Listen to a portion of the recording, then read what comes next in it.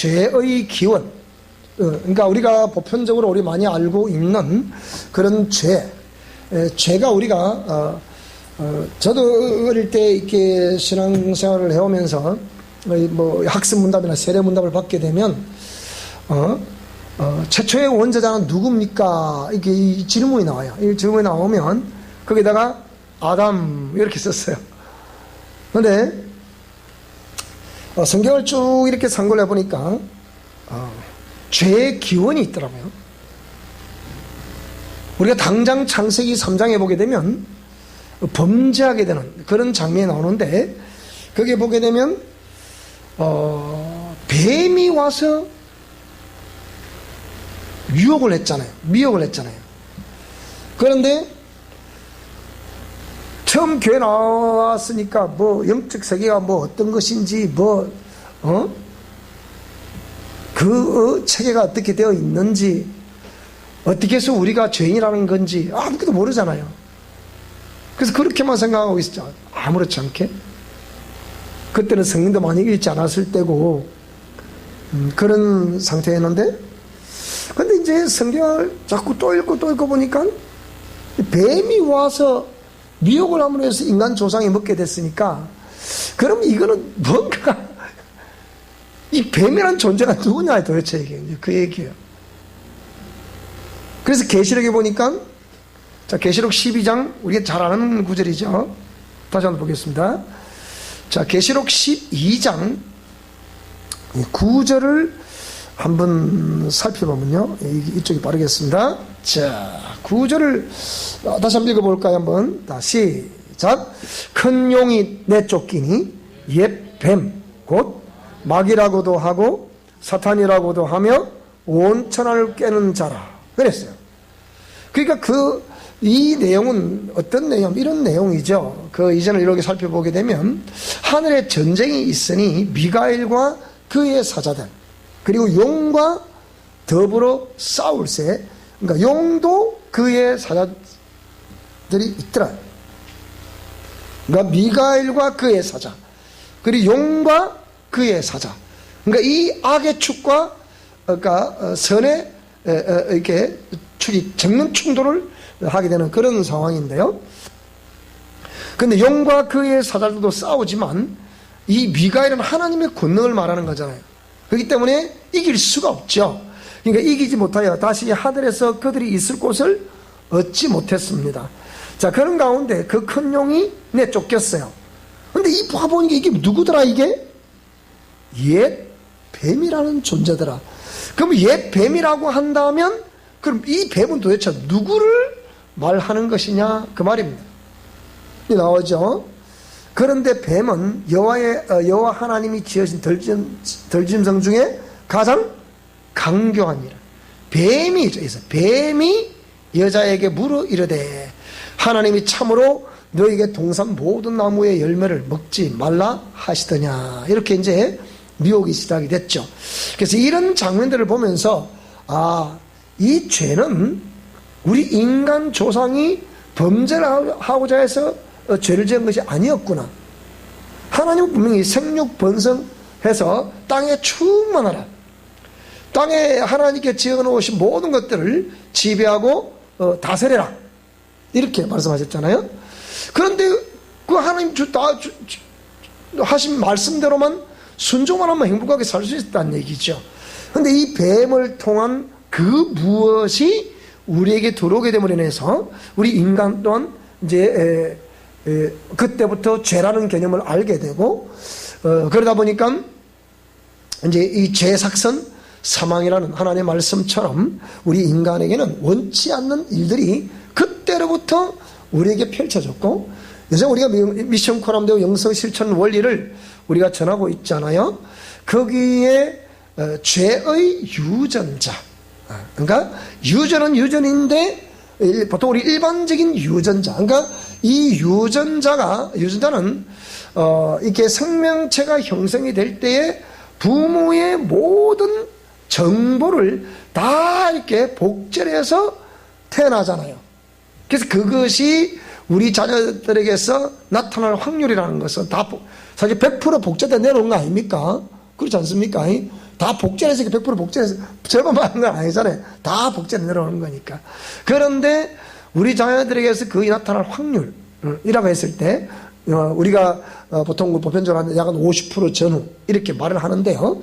그것이 이 죄의 어떤 유전자가 다 우리 세포 속에 다 박혀 있기 때문에 자신도 모르게 뭐라고요? 그런 죄의 특성들을 나타내는 행동들을 하게 된다. 그래서 이게 정신분석학이나 심리학에서는 이것을 무의식에서 나오는 것이다. 그러니까 태아기로부터 형성된, 보통 우리가 일반적으로 심리학에서는 뭐 이렇게 그 발달력 심리학에서도 그런 내용들이 있지만은요, 다 거의 대부분 보면 어릴 때 성장 과정 속에 있었던 그러니까 각종 상황 감정과 상처들, 그것이 처리되지 않은 채 뇌 속에 내재되어 있어서 이런 일들이 일어난다, 이렇게 이제 얘기를 하는데요. 그런데 좀 더 깊이 생각해 보시는 분들은 그냥 성장 과정 속에 있었던 그걸 뭐 그 성장 과정이라고 한다면 우리가 자란 환경, 그죠? 그리고 그 환경 속에서 만난 사람들, 그 환경과 대인 관계에 의해서 여러 가지 그 상처를 입게 되고 감정이 상하게 되고, 그러다 보니까 인간은 지정을 가지고 있기 때문에 또 분노도 생기게 되고, 그래서 그런 요소들이 아직까지 미처리된 채 내 속에 그대로 내재되어 있었다, 그 얘기죠. 그거를 제거해야 된다, 그 얘기. 그러면 행복하게 될 수 있다, 그런 얘기죠. 거기 좀 더 이제 생각해 보던 사람들이 아니다, 태아기 때부터 문제다. 그래서 이 태아기를 연구하는 사람들은 그렇지 않습니까?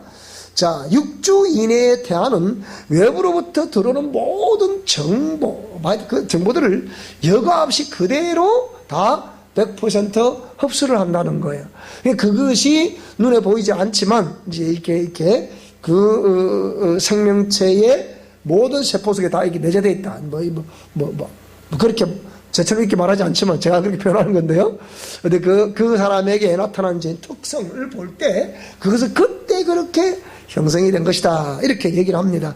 근데 우리는 거기서 한 걸음 더 나가서 뭐라고요? 이것은 유전자다, 유전자인데 그것은 일반적인 유전자만 복제가 되어 내려온 것이 아니고 영적 유전자도 아울러 복제가 돼서 우리에게 내려와 있는 것이다. 자, 그것이 이제 우리가 모든 유전자들이 복제가 돼서 그 생명체에 다 세포 속에 저장이 되는 거죠. 그러니까 보통 우리가 DNA라고 말하면, 유전자라 말하면 이렇게 유전자 본체를 의미하는 거지만은요, RNA라는 것은 그 본체로부터 복제가 돼서 우리 제세포에서 활성화되는 유전자를 RNA라고 그러지 않습니까? 그러니까 이것을 볼 때 이거는 정확하다, 과학적이기도 하고요.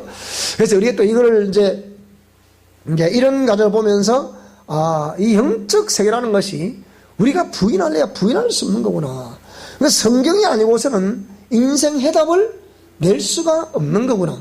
나름 뭐 이렇게 저렇게 이렇게 이것이 맞습니다, 이것이 옳다고 생각합니다, 또 이렇게 해야만 치유가 된다고 생각합니다, 이런 것들을 이렇게 제거를 해야 됩니다, 이렇게 말하지만 결국은 이 영적 유전자 자체를 교정하지 않으면 안 된다. 근데 이 영적 유전자를 교정하려고 하는 것은 우리가 일반적인 방법으로는 될 수 있는 방법이 없다. 이것은 예수 그리스도의 보혈과 그 하나님 주시는 생명의 은혜가 아니면 이것을 교정할 수가 없다는 거예요. 그래서 잘 기억할 수 있게 바라고요. 우리 성경에서 제3권은 죄의 기원과 그 영적 전쟁. 우리가 죄의 기원을 알게 되면 그러면 이 죄라는 한 축이, 악의 축이 어떻게 흘러내려오고 있는가에 대해서 그걸 지금 상권에서는 해부를 하고자 하는 거예요. 우리가 교회가 영적 기관, 뭐 천국 대사관, 좋은 표현 다 씁니다. 그런데 막상 영적 전쟁에 돌입을 하게 되면 속수무책으로 판판이 당하는 거예요. 제가 36년 동안, 근 36년 이 영적 전쟁을 치러오면서 그런 여러 가지의 전쟁하는 가운데 그러니까 직접 겪었고 또 보고 또 어떤 관련된 서적들도 또 이렇게 연구를 하고 그러면서 또 임상에서 계속 그걸 이렇게 또 일어나는 현상을 살펴보고 정리를 하게 되고 자 그러다 보니까 이 창세로부터 쭉 한 축으로 이어지고 있는 이 악의 축 그러니까 죄의 축 말이에요 쉽게 우리가 이것을 이게 로마서 이제 이를 넘어가 보자. 로마서 6장으로 우리가 또 넘어가 보겠습니다. 자, 로마서 6장으로 넘어가 보게 되면 이제 우리가 그러니까 창세기부터 쭉 한 축으로 걸쳐 내려오고 있는 이 악의 축. 악의 축인데 근데 이거 모든 사람이 6장 23절에 했지 않습니까? 모든 그러니까 그 죄삭선 사망이라고 했으니까 이 3장 로마서 3장 23절에는 모든 사람이 죄를 범하였음에 하나님의 영광에 이르지를 못했다. 그렇게 말하고 있지 않습니까? 자, 그러면 이런 가운데 우리가 예수 그리스도의 그 은혜 하나님은 요한일서 4장 8절에 하나님은 사랑이심이라 말씀하셨는데 사랑이신 하나님이라는 것을 우리가 어떻게 알 수 있겠냐 그 얘기예요. 그저 막연하게 근데 우리가 이 세상 속에서 살아가면서 산소 맑은 공기를 마시고 산소가 있기 때문에 호흡을 하고 이러기에 있어서 이게 사랑이다. 가만히 있어 보니까 하나님은 비 내려주시고 뭐 예를 들면 햇빛 비춰주셔서 뭐 작물들 되게 하시고 그래서 하나님 이게 아니라 하나님의 사랑이라는 것은 근본적으로 우리에게 생명을 주시는 것이었다 그 얘기입니다. 그 생명을 어떻게 주실 거냐 그 얘기지 이제. 이미 우리는 죄사선 사망이라 죄 아래 우리가 얽매여 있는 우리였잖아요. 그러니까 생명을 어떻게 주실 것이냐. 근데 생명 주시는 방법이 당신이 직접 육체를 입고 오셨어야 하고 직접 희생 제물이 되는 것이었습니다. 그러니까 하나님이 기록된 말씀을 따라 그 말씀을 공의 말씀을 선포하시고 그 말씀을 따라 고난당하시고 채찍하시고 침뱉음도 당하시고 맞으시기도 하고 결국은 십자가에 달리셔서 이렇게 운명하시는 내가 다 이루었다. 사람들은 그분이 메시아인지 모르기 때문에 당시의 어떤 그 법칙에 의해서 또 옆구리를 총으로 찔러가지고 확인 사살도 하고 뭐 이렇게 해서 왜 죽은 사람은 안식일에는 그 두면 안 되거든. 그러니까 하나님이 생명 주시는 그 방법이 직접 육체를 입고 오셔서 희생 제물이 되어 주시는 것이었습니다. 자, 그런데 그러면 이게 우리가 죄 아래 살던 우리가 예수님의 보혈로 그렇게 죄 씻음 받고 용서를 받았는데 그런데 여전히 우리는 우리 삶에서 그런 여러 가지의 내가 원치 않은 그런 행위들이 나오더라 안 나오더라? 오늘도 그런 고민이 있더라 없더라? 있더라. 그래, 그럼 어쩌라고요, 목사님? 그럼 어쩌라고요? 나는 마음은 훤해요, 목사님. 마음은 훤한데, 그거 안 되는 걸 어쩌라고요? 나보고 어쩌라고? 어쩌라고요? 그 얘기지. 자, 그래서, 로마서, 바울 사도는, 이제, 정말 이게, 로마에 있는 성도들이 뭐라고요? 우리가 무슨 말 하리요? 은혜를 더하게 하려고 이제 또다시 죄 속에 거하겠냐? 그럴 수 없다. 죄에 대하여 죽은 우리가 어찌 그 가운데 더 살겠냐?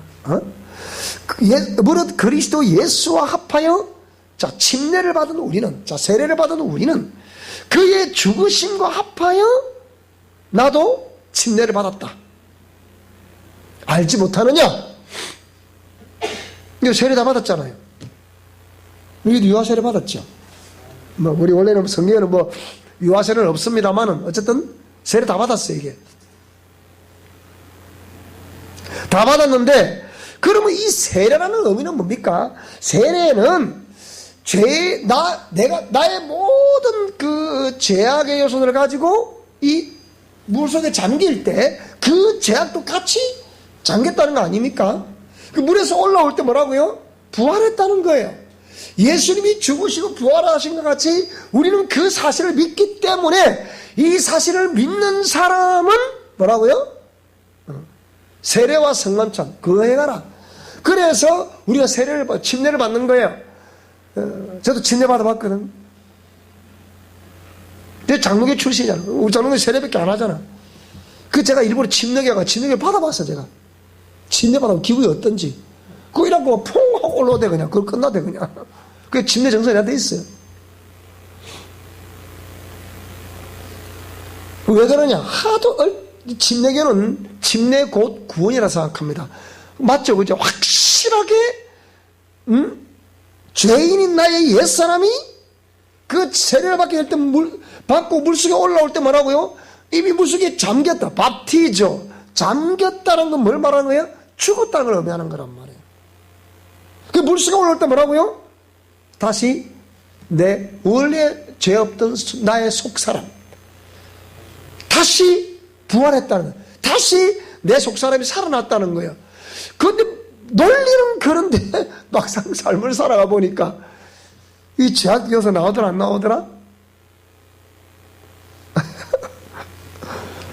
참 이게 곤란한 문제라. 그러니까 그러므로 우리가 그의 죽으심과 합하여 침례를 받음으로 그와 함께 뭐라고요? 장사가 되었다. 죽었다 이 말이에요. 따라요. 나의 사람은 예수님과 함께 죽었다. 그런데 장사가 되었나니 그랬으니까 이미 됐잖아요. 그러니까 이는 아버지의 영광으로 말미암아 그리스도를 죽은 자 가운데서 살리신 것 같이 우리로 또한 새 생명 가운데서 행하게 하려 합니다. 여러분이 죽었다고 고백했을 때, 세례를 받았다고 했을 때 왜 세례를 그럼 받게 하느냐? 그 얘기예요. 그 세례를 받게 하는 것은 뭐라고요? 아버지의 영광으로 말미암아 그리스도를 죽은 자 가운데서 살리신 것 같이 우리로 또한 새 생명 가운데서 뭐라고요? 이제 행하게 하려 합니다. 신앙생활을 하게 하려 합니다. 만일 우리가 그의 죽으심과 같은 모양으로 연합한 자가 되었으면 또한 그의 부활과 같은 모양으로 연합한 자도 되리라. 지금 이 이방인들이 예수님 알아요 몰라요? 지금 바울사도 만난 지 이 이방인들은 예수님 알아요 몰라요? 잘 몰라. 그러니까 그의 부활과 같은 모양으로 우리도 연합한 자들이야. 부활한 자가 된다 이 말입니다. 그렇죠? 그래서 우리가 알거니와 우리 옛사람이 예수와 함께 이 그리스도라 말하지 않고 예수라고 표현해서 성경에 그리스도라 말할 때가 있고 예수라 말할 때 있어요. 또 그리스도 예수라고 말할 때가 있고 예수 그리스도라고 말할 때 있어요. 그러니까 이 예수라는 표현이 이렇게 명사가 앞에 오게 되면 뭐라고요? 이거는 뭘 말한다고요? 신성을 말하려고 하는 거예요. 근데 그리스도가 앞에 오는 인성을 강조하려고 하는 거예요. 그럼 여기에 자 예수와 함께 그랬거든요. 우리 옛사람이 예수와 함께 십자가에 못 박힌 것은 자 죄의 몸이 죽어 다시는 우리가 죄에게 뭐라고요? 종로로 타지 아니하려 함이라 그랬단 말이에요. 오늘 믿음으로 말미암아 구원을 얻는다고 말하는 고백하는 모든 사람들은 이 말씀을 잘 기억하셔야 됩니다. 죽으신가 봐요. 죄와 함께 죽었다는 건데 부활할 때 속사람이 다시 살아나는 건데 그러니까 옛사람은 예수와 함께 십자가에 못 박혔다. 박힌 것은 그랬으니까 그리고 박혔다고 하면 그럼 다른 말에 박혔다고 하면 자 여러분 우리 박힌 것을 믿으십니까? 자 일단은 크게 아멘 해야 돼. 확실히 믿으십니까?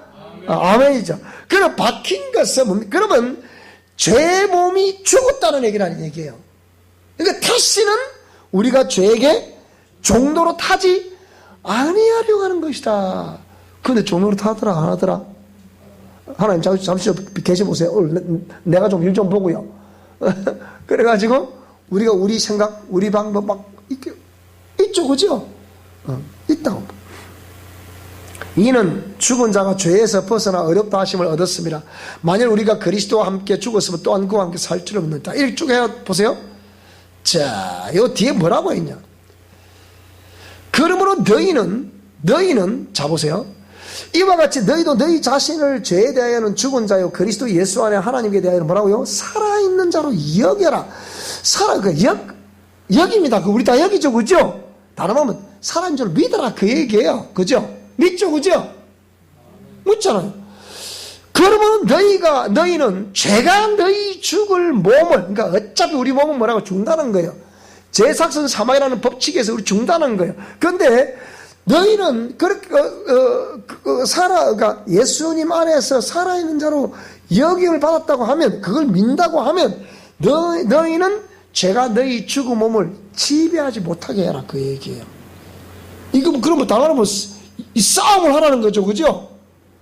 영적 싸움을 하라는 거 아닙니까? 죄는 영적으로 표현하면 죄입니다. 근데 이 죄를 인격적으로 표현하면 뭐가 된다고요? 이게 마귀라고요. 그러면 마귀를 영적으로 표현하면 뭐라고요? 그것이 바로 죄라는 말이에요. 그러니까 죄가, 즉 마귀가 너희 죽을 몸을, 어차피 우리 몸은 죽습니다, 그죠? 죽은 몸을 지배하지 못하게 해라. 어떤 내용으로? 어떻게 지배하고 있는데요? 라고 했을 때 몸의 사욕을 순종하지 말게 하라 그 얘기예요. 몸의 사욕.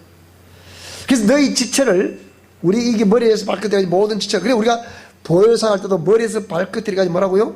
전신 갑주를 입습니다. 그러면 그래 있는 거예요. 머리에서 발끝까지 모든 이게 몸을 비록 죽을 몸이지만 이것을 죄가, 마귀가, 귀신들이 지배하지 못하게 하라 얘기예요. 그래서 너희 지체, 이 우리 머리에 박혀있는 지체를 뭐라고요? 자, 머리, 지식의 통로. 이 지식의 통로가 마귀로부터 쎄맞으면 되겠습니까? 아무리 그 사람이 똑똑하고 이렇게 했다 하더라도 불의의 도구로 쎄맞으면 되겠습니까? 안 되잖아요. 그 다음 이 지적 통로, 그 다음에 정적 통로라고 우리 가슴이 그리 쓰면 되겠습니까? 안 되는 거죠. 그러니까 손과 발이 쓰면 되겠습니까? 안 되는 거죠. 그러니까 너희 지체를 불의의 무기로 죄에게, 그것도 무기가, 불의의 도구로 쓰임받게 되면 그것이 무기가 된다. 불의의 무기로 죄에게 내주지 마라. 죄의 무기로 쓰임받지 못하게 하라 이 말이죠. 쉽게 얘기하면. 너희 자신을 죽은 자 가운데서 다시 살아난 자 같이 누구에게 드리라? 하나님께 드리라는 거예요. 하나님께 드리면 너희 지체를 뭐라고요? 의의 무기로 하나님께 드리라. 그래야만이 죄가 너희를 주장하지 못할 것이다. 자, 무슨 말 이해되죠? 그죠? 요리 되는 거예요. 자, 그래서 이런 원래 하나님이 범죄하기 전에 우리 인간의 모습은 만물을 지배하고 정복하고 다 이게 다스릴 수 있도록 이렇게 다 행복하도록 다 지어놨는데 이 죄가 우리 속에 들어옴으로 인해 가지고 우리는 어마어마한 고통을 당하며 살았습니다. 그런데 하나님이 이 땅에 교회를 세워주신 것은 이 교회를 통해서 이 세력들을 알고 이 세력들과 싸워서 이기게 하라는 거예요.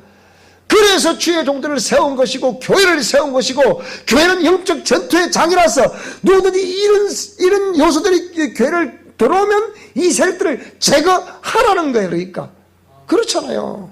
그게 정상이지. 그런데 치유사역은 이상한 거 아니냐. 이것도 치유거든. 이게요, 예수님의 3대 사역이 프리칭, 티칭, 힐레라 했잖아요. 복음을 전파하라, 가르치라, 그 다음에 치유하라. 이게 다 하나님 말씀이었다고요. 근데 왜 두 가지는 실천하는데 마지막 예수님의 3대 사역인데 이 가장 중요한 치유사역을 왜 안 하냐 이 말이에요. 치유사역을 안 하면 전부 다 영적인 내용을 알고 있다는 거지. 전부 다 지식이야, 지식. 그 이상 모르는 거라. 어찌 알아? 체험을 못 해보는데. 그렇지 않습니까? 우리 성도들은 내가 알고 있는 영적 지식을 통해서 그것이 영적 지식으로 머무르는 것이 아니고 반드시 삶에서 경험될 수 있기를 축복합니다. 그래요. 자, 그래서 이게 죄의 기원과 영적 전쟁. 우리 성경신학 3권 주제가 죄의 기원과 영적 전쟁이에요. 여러분 이것 전부 다 책 한 권으로 다 출판될 수 있는, 출간될 수 있는 그런 내용들이에요. 요점만 요약해놔서 이걸 쫙 풀어서 뭐라고요? 책이 한 권 나오는 거 이게. 그러니까 지금 제가 책만 쓰라고 책이 그 이럭저럭 수십 건이 되잖아, 그러니까. 그런데. 자, 그래서, 우리 성경신하고 이제 1강으로 가볼까, 한번. 자. 심판하신 하나님과 정죄의 법이라고 했습니다. 자, 하나님의 뜻과 최초의 피조물이라 썼는데요. 자, 최초의 성전. 최초의 성전이라는 것은 우리가 지금 성전은 교회를 말하는 거 아닙니까? 그죠? 그 교회, 우리가 성전의 역사를 우리 저 배웠죠. 그죠? 지난 우리 이권할 때 성전의 역사를 다 배웠잖아요. 자, 최초의 성전은 천상 성전으로서 손으로 짓지 않은 성전이었어요. 그 천상 성전의 모형을 본떠서 이 땅에 지은 성전이 뭐였다고요? 그것이 성막이었다고요. 그 성막이 있기 전에 잠시 뭡니까? 행복 동산이라 부르는 에덴 동산이 있었어요. 그 환경. 그죠? 근데 에덴 동산을 누가 교회라고 그럽니까? 아무도 그 말 하지 않죠. 그러나 천상 성전을 본떠서 그러니까 여기 말하면 히브리서 9장 11절에 있는 말씀처럼 또 요한복음 2장에 있는 말씀처럼 이런 천상 성전의 그 모형을 본떠서 이 땅에 그 식양대로 가르쳐 산에서 보여준 식양대로 이렇게 지은 성전이 뭐였다고? 그게 성막이에요. 성막. 그 성막의 구조를 다 설명을 드렸죠. 성막은 외소가 있고 내소가 있어요. 외소라는 것은 성소를 의미하는 거예요. 내소는 그 안에 있는 지성소를 의미하는 거예요. 근데 이 외소는 레위인들, 제사장들만 거기 출입할 수 있는 거예요. 근데 내소는 아무도 출입 못해요. 1년에 1차씩 대제사장만 출입을 하는 거예요. 자, 그래서 성막은 그런 구조로 되고, 그 다음에 성막 주위에 이렇게 포장을 이렇게 딱 쳐놨죠. 그죠? 포장을 작으로 딱 쳐놨어요. 이렇게. 딱 들어가면 그 외소 딱 출입구 입구에 포장을 쳐놓고 이제 성막 안으로 들어가려고 하는데 그 외소의 입구에 뭐가 있었습니까? 자, 첫째 기구에 뭐가 있었어요? 번제단이 있었어요. 그 다음 기구가 뭐가 있어요? 그 번제단은 오늘 죄인인 저와 여러분들 모든 죄를 누가 대신 짊어졌어요? 예수님이 짊어졌는데 구약에는 짐승이 다 짊어졌어요. 짐승에 딱 안수를 하죠. 그러면 우리의 모든 죄화물들이 그 짐승에 전부 다 전가가 되는 거죠. 그러하듯이 예수님이 우리 죄를 다 이제 짊어 주셨다는 것이 이제 우리 예수님 십자가를 지심으로 그게 이제 모든 걸 이루어 주신 거죠. 자, 그래서 짐승이 번제단 희생 제물이 됐어요. 근데 그 피를 가지고 이제 성막으로 들어갈 수 있는 거예요. 그 피가 모든 자격이에요. 자격. 예수님의 피가 천국으로 들어갈 수 있는 모든 자격이라. 죄 씻음 받을 수 있는 자격이고, 천국으로 들어갈 수 있는 자격이라, 이 보혈이. 예수님의 피가 아니면 아무것도 된 게 없어요. 그러니까. 그래서 요한복음 6장 뭐라 그랬습니까? 인자의 피와 살을 먹고 마시지 않으면 너희 속에 뭐가 없다고요? 생명이 없다고 말하는 거니까. 이 피가 너희를 곧 구한다. 자, 그래서 이 피의 은혜를 입은 자가, 자, 그 다음 성막기로 들어가 보니까 뭐가 있어요? 물두멍이 있어요. 물두멍. 자기를 확인하는 거죠. 여인의 거울과 같은. 그런 것을 딱 해서 딱 자기를 볼 수 있는 거예요. 그리고 오른쪽에 들어가면 성막에 딱 들어가 오른쪽에 뭐가 있어요? 이렇게 가보니까 떡상이가 모여 있어요. 떡상 건너편에 보니까 7 금초대가 있어요. 그리고 그 외소에 딱 막이 하나 쳐져 있는데, 외소와 내소 사이에 막이 쳐져 있는데, 막 앞에 보니까 뭐가 있어요? 분향단이 딱 이루어 있는 거예요. 분향단. 그래서 매일 이 향이 피어올라서 그 연기가 어디로 섬에 들어가요? 그 지성소로 섬에 들어가는 거예요. 왜? 그게 세키나의 영광이고 그걸 말하는 거예요. 우리 보통 세키나의 영광이라고 그러죠. 그 세키나의 영광, 그 지성소의 시온자에서 말씀하셨던 그 하나님. 법궤 위에 이렇게 그룹이 딱 듣고 있는, 그 덮어놓고, 그 위에 딱 듣고 있는. 거기서 항상 주님이 말씀하시는 거예요. 자, 그러니까 그 안에서 뭡니까? 그 휘장을 딱 쳐놨는데 뭡니까? 그 휘장 막, 내소와 외소의 휘장 막, 그 딱 입구에, 그러니까 앞에 분향단에서 향이 모락모락 올라가 있다. 그냥 향이다. 그거는 뭘 의미한다고요? 성도들의 기도를, 계시록에 보니까 성도들의 기도다. 그래서 오늘 저와 여러분들의 기도가 끊어지지 않기를 바랍니다.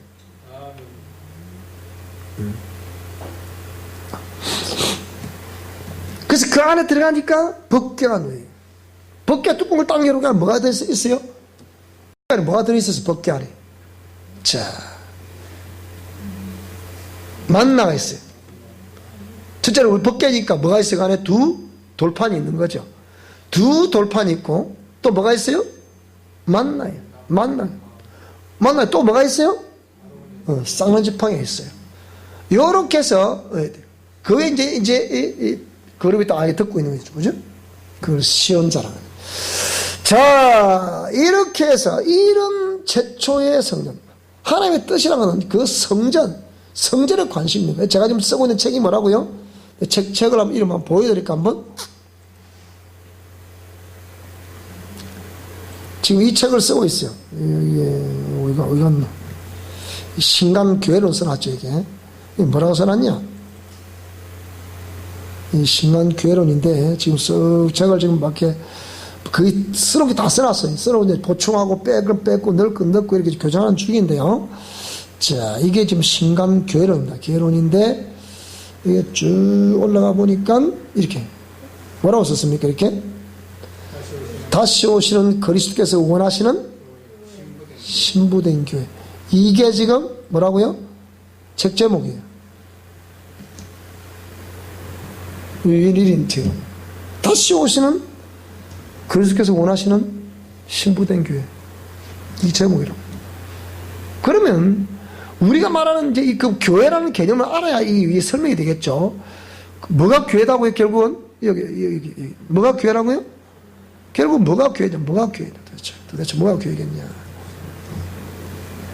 성전이 뭐가 성전이냐? 뭐가 교회냐? 그 얘기야. 예배당이 교회다? 그러면 안 되잖아. 응? 내가 교회라? 박수. 어릴 때부터 이렇게 먹고 자라야 돼, 이렇게. 그래야 이 멋진 도구가 돼. 난, 니를 볼 때마다 기분이 굉장히 좋아. 그냥, 너무 좋아, 그냥.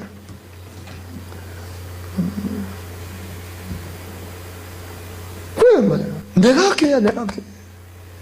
내가 아름다운 것이 주님이 아름다우신 것이. 나를 통해서 수많은 세상 사람들은 나를 통해서 누굴 발견하는 거예요? 예수님을 발견합니다. 제가 저번에 그랬잖아요. 우리 매일 자주 다니는 그 섬에 있는 그분들이 그 얘기를 합니다. 자기가 펜션 사업을 하니까.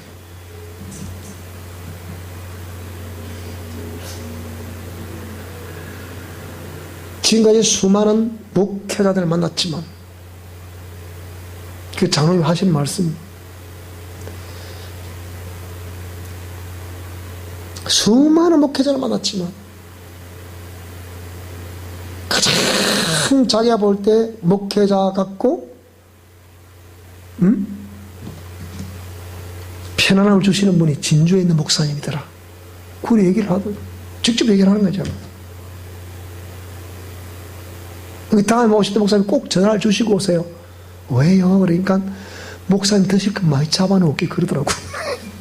우리 한번 갈까? 내가 엔티가 가.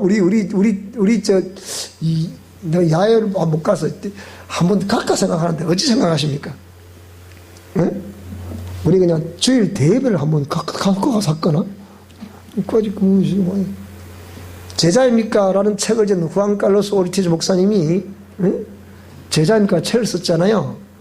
그런데요, 놀라운 것은 이분이 이 성당과 같은 이 공간에서 예배드릴 때는 기름붐이 전혀 없더래. 그런데 교인들을 데리고 주일날 야외배를 갔대. 주일날 야외배를 갔는데 야외배를 갔더니 기름붐이 줄줄줄 하더래. 그냥 너무 그러더래. 그러니까 이 후안 칼로스 오르티즈 목사님이 당신은 진짜 제자 맞습니까? 그 얘기야. 제자라면 반드시 뭐가 있어야 된다? 주님의 함께 하신 그 역사, 증거, 기름부음이 센다는 거예요.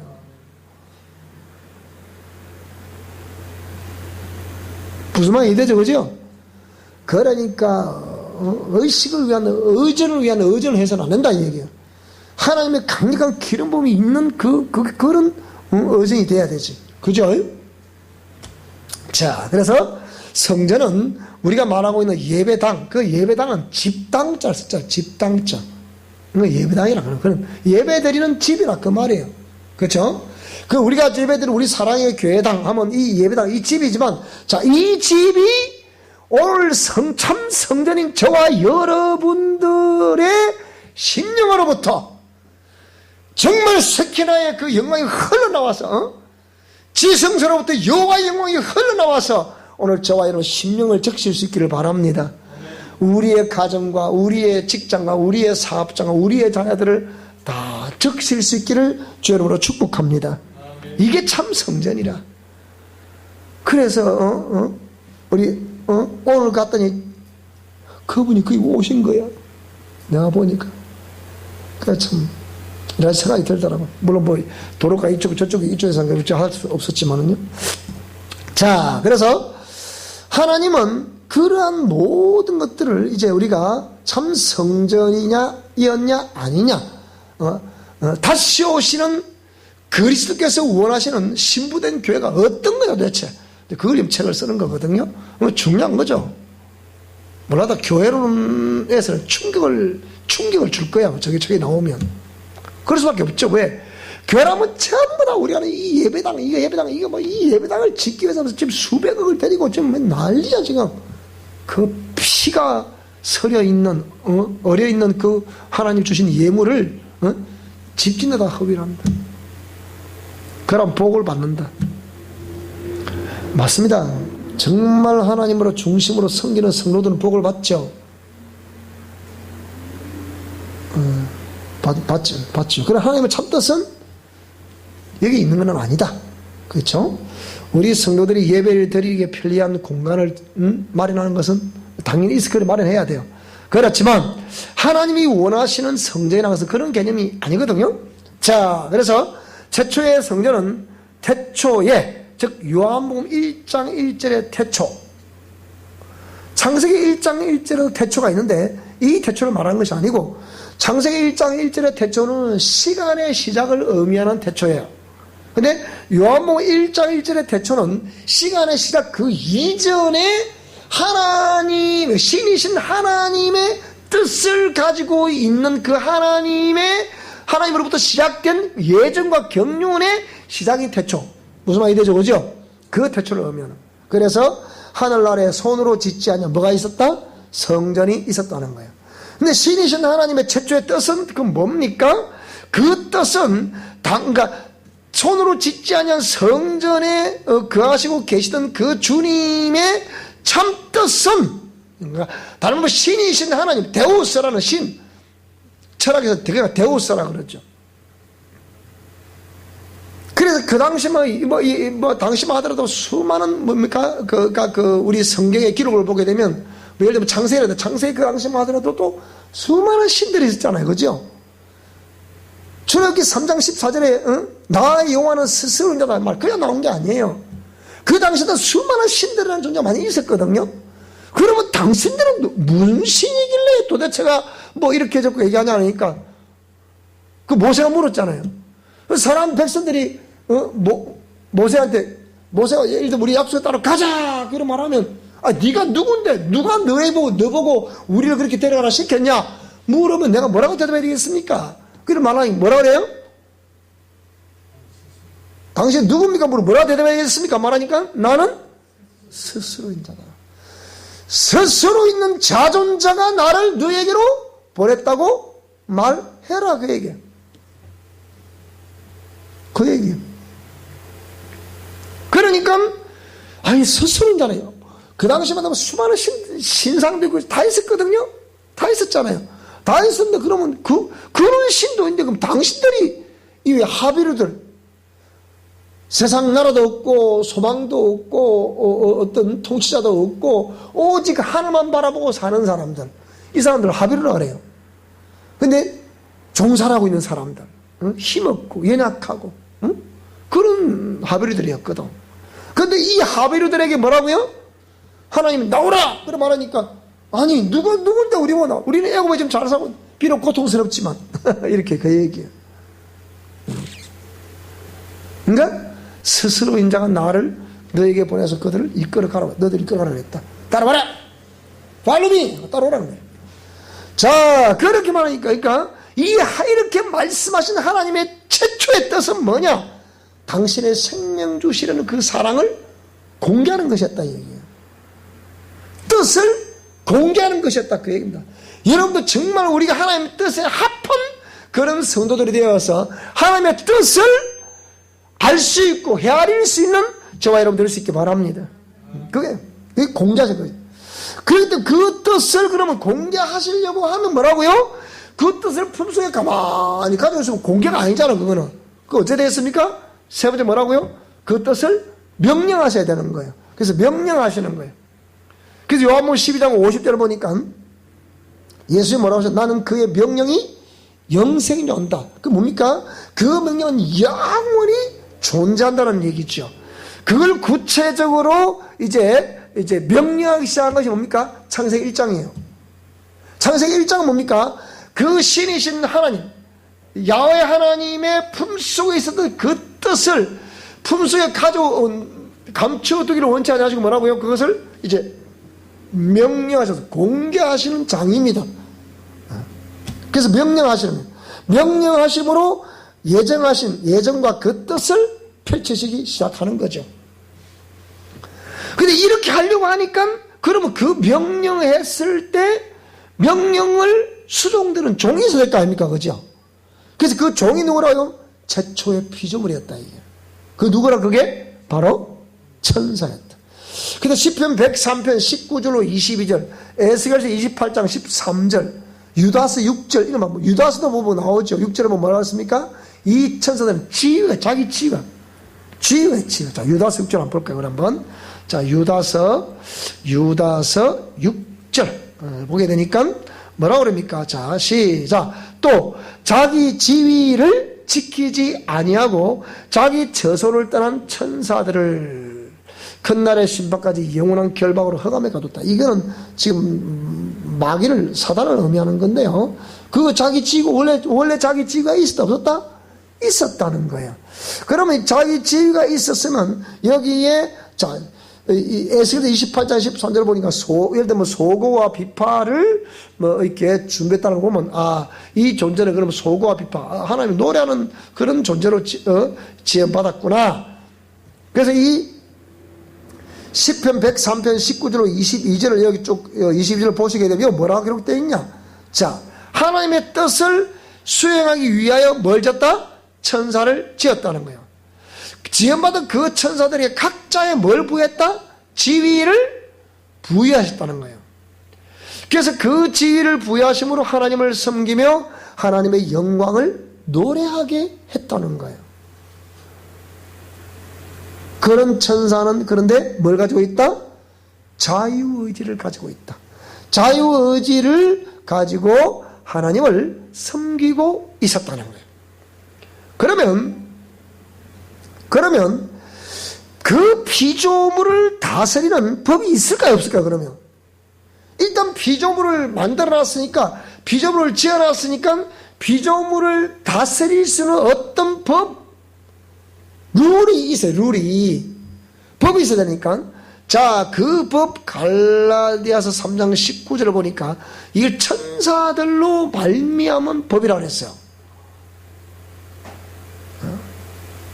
그럼 창세기 3장 14절 한번 가볼까요? 창세기 3장 14절에 우리 다 범죄한 이후의 사건인데 보세요. 자, 여호와 하나님이 뱀에게 이르시되 네가 이렇게 하였으니 네가 모든 가축과 들의 모든 짐승보다 더욱 저주를 받아 배로 다니고 살아있는 동안 흙을 먹는다. 여자가 원수가 된다. 이래 하면서 어떻게 해요? 하나님이 이렇게 정죄할 수 있는 법, 그 법을 하나님이 가지고 계시다는 거예요. 그렇죠, 그죠? 이 법이 없으면 그 천사를 정죄할 수 있겠어요? 없잖아요. 있기 때문에 정리하는 거란 말이에요. 자, 그러면 이 피조물을 다스리는 최초의 법인데 보세요. 전지전능하신, 자, 우리 먼저 갈라디아서 3장 19절 한번 볼까요? 한번. 자, 갈라디아서 3장 19절을 보게 되면요. 여기 뭐라고 하있냐? 자, 읽습니다. 자, 시작. 그런즉 율법은 무엇이냐? 범법함으로 더하여진 것이라. 자, 천사들을 통하여 한 중보자의 손으로 뭐라고요? 베푸신 것이다. 이랬단 말이에요. 그러니까 천사들을 통하여 한 중보자의 손으로 베푸신 것이, 그게 율법이 돼. 법이 됐다 이게. 자, 그런데 이렇게, 그래서 전지전능하신 하나님은 품속에 한 법을 가지고 계셨다. 그 법은 범죄하기 전에 시간이므로 하나님의 품속에 원래 가지고 있었다. 무슨 말이 되죠? 자, 그런데 그 법이 집행되기 전 피조물들은 인격적으로 말씀을 순종하고 있었다. 지금 잘 들으셔야 됩니다. 이게 왜냐면 죄가 어떻게 시작된다, 그걸 설명하는 거예요. 자, 그런데 피조물을 다스리는 최초의 법이 하나님의 품속에 있었다는 그런 개념이 되겠습니다. 그런데 수면 위로 드러난 피조물을 다스리는 최초의 법, 이게 무슨 말이냐? 자, 피조물들을 지으셨다는 것은 다스리시는 어떤 법이 있다는 것을 우리는 상상을 통해서 이것을 유추할 수 있죠. 그죠? 상상을 통해서, 자, 피조물을 지었으니까 마땅히 통치자가 그 피조물을 지었으니까 그걸 다스릴 법이 있다. 생각할 수 있는 거예요. 그럼 피조물들은 하나님께서 그 법을 말씀하지 않으셔도 그 법 안에서 움직여야 하고, 이 법을 벗어나면 뭐가 된다? 그것이 불법이 되는 것이다. 아직까지는 이 법이 뭔지에 대해서 우리가 좀 말하지 않지만은요, 아까 갈라디아서 3장 19절에 율법이라고 했죠. 그것이 다른 법이라는 말이에요. 자, 그래서 하나님의 공이란 말이에요, 그게. 그러니까, 자, 이 법은 피조물들을 다스리기 위하여 뭐라고요? 품속에 이미 예정되어 있는 법이었다. 그 얘기요.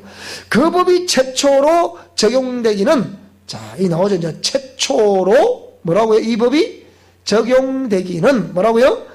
하나님의 하늘나라에서, 자, 천사 중 하나가 그의 마음에, 그 법의 최초이 되는 마음을 품었다.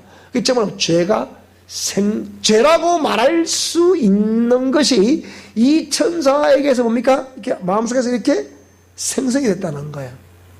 무슨 말이 되죠?